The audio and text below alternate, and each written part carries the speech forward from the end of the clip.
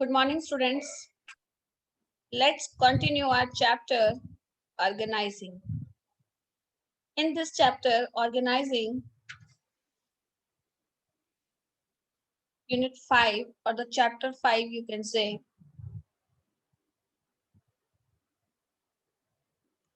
organizing. In our previous lectures, we just come to know that what is the meaning of organizing,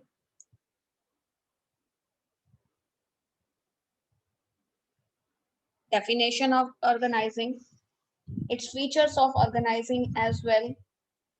We just come to know the importance of organizing in the previous lectures. Today we will learn the organizing process. What we will learn today? Today we will learn organizing process.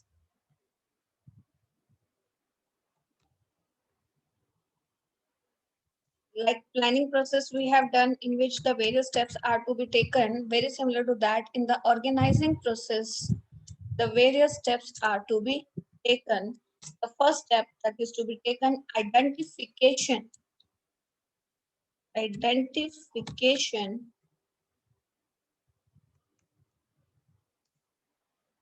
and division of work. This is the first step is to be taken. I'll explain you later on. Firstly, I'll let you know that how many steps are to be taken. The next is departmentalization. The next step is assignment of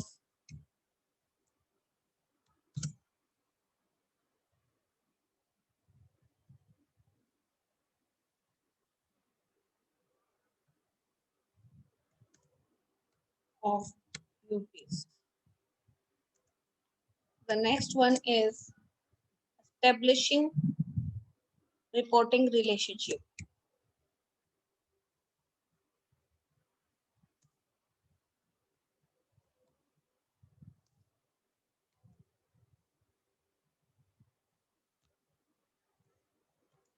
So these are the 4 steps that are to be taken in organizing process. See, first of all, I just want to recall that what we are doing basically. First of all, we started with the management. In management, we just come to know that the planning and the organizing, then staffing, directing, and after that controlling. These are the steps are to be taken in the management process. In the management process, first of all, planning we have done in the previous unit. Now we will do the organizing. After making the plan, a systematic structure has to be maintained that is known as organizing. Now, when we have to identify and maintain a systematic structure, the first step we have to take, what the first step we have to consider there? The first step is to be taken over there, that is the identification and division of work. Means we have to assign the duties to everybody. We have to see the work profile. We have to identify the whole task. What we have to identify? We have to identify the whole task and related activities. Whatever the related activities are to be done, it is to be systemized. It is to be maintained in a system. It is to be maintained in the system. Like we have we know that so many activities are to be taken place, like purchase of raw material. It is to be done by the purchase department.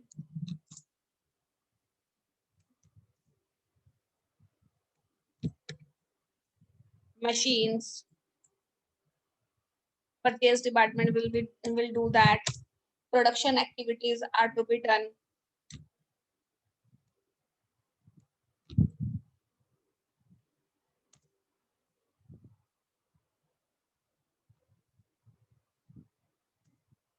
Advertisement is to be done.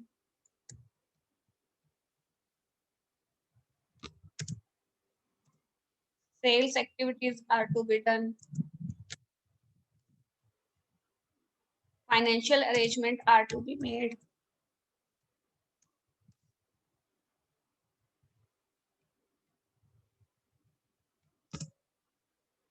Financial arrangements are to be made. Maintenance of account is to be done.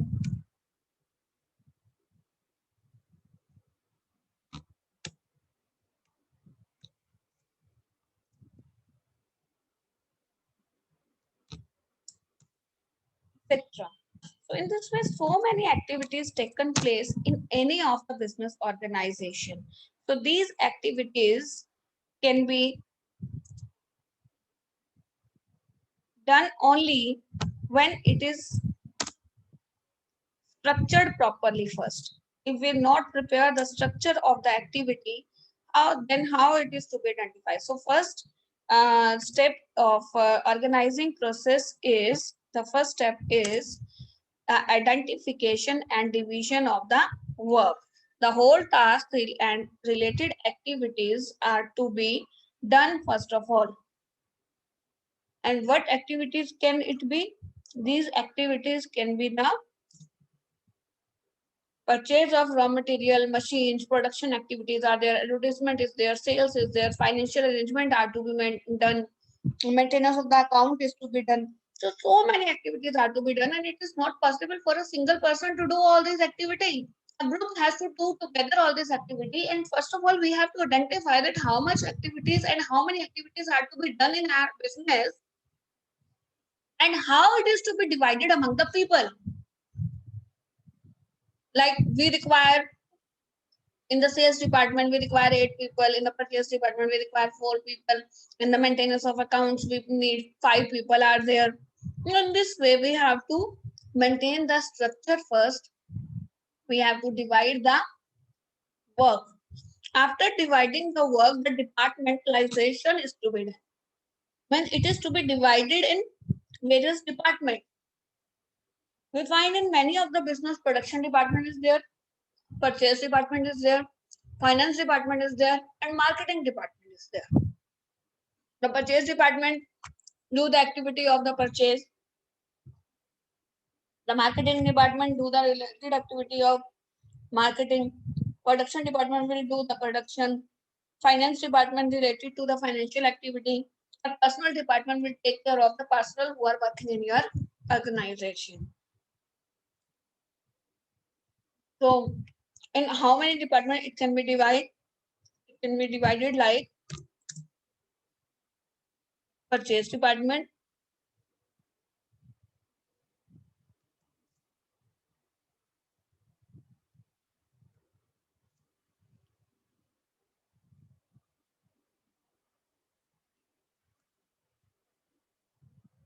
then production department,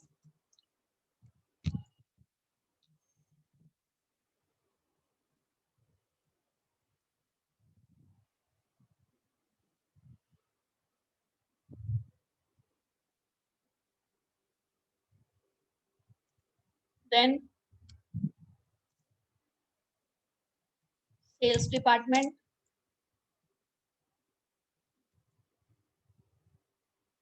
then marketing department,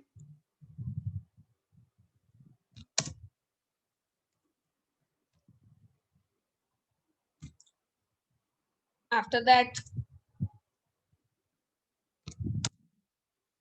finance is the lifeblood of the business. Without finance, none of the business can be done or survive or growth.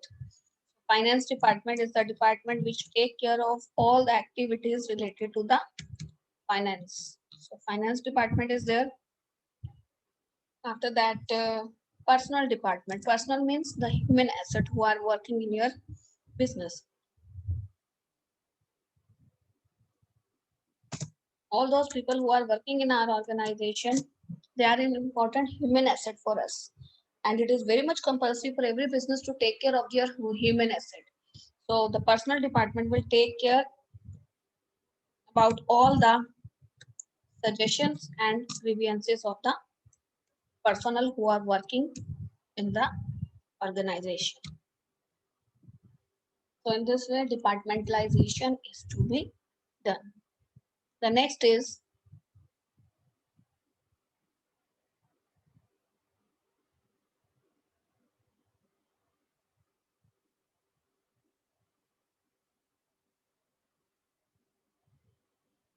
the third step.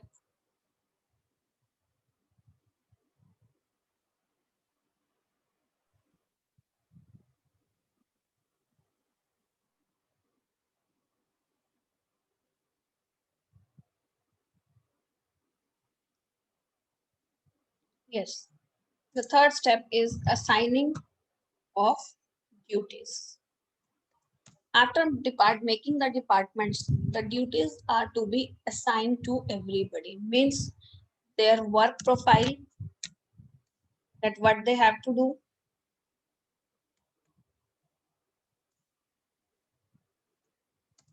their work profile, their authorities,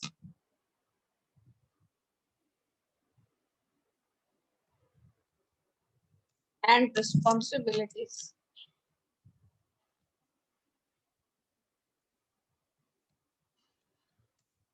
Authorities and responsibilities are to be defined in this step.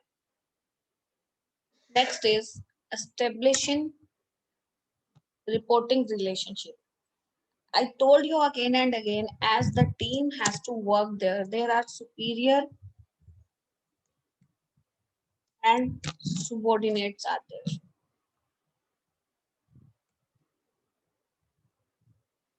So what is the hierarchy between them? Who will be the subordinate? Who will be the superior one? Who will has to report to which person or the organization department of the organization? All these relationships are to be established among all the superior and subordinate. So in this way, the organizing process is to be done. Let's recall what we have done in the organizing process. The first step is identification of and division of work. The second step we have done departmentalization. The third step assignment of the duty, and the fourth step establishing the reporting superiors and uh, relationship between superiors and subordinates. So in this way, the complete organizing process is to be done. Now, after that, the next topic that is to be done, the formal and informal organization. It is really very interesting fact. The formal and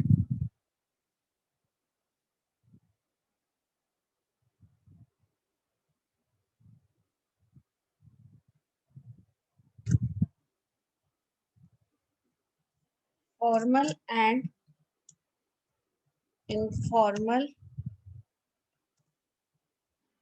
organization.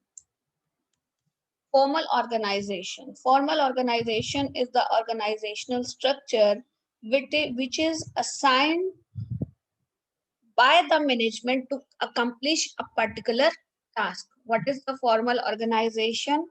Formal organization is the organizational structure that is to be done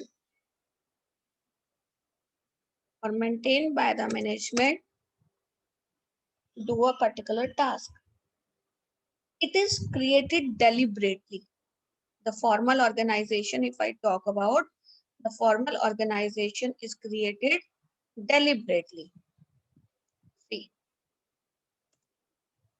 if I talk about the formal, what are important things you have to learn? The formal.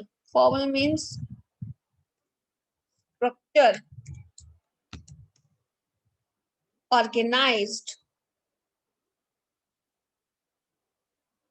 or designed by the management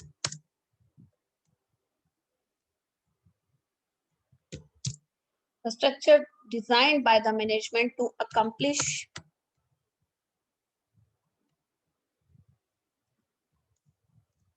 a particular task. So It is created deliberately.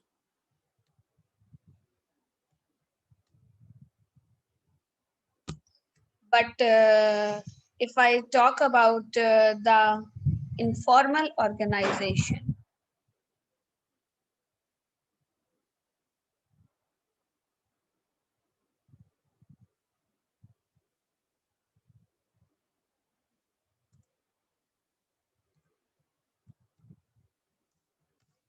the informal organization is the type of organization that is a natural group of people. Natural group of people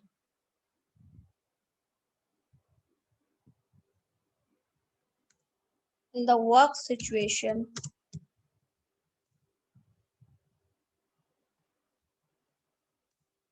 to meet their personal needs. So in this way, that has become the informal organization. Informal organization is not created deliberately, it created itself, and the difference is given to you in the tabular form. You have to do that difference, and on the basis of all the different bases and basic meaning, I just let you know, and we will do the group discussion in our next lecture. It is all about for the day. If you have any query, please feel free to ask.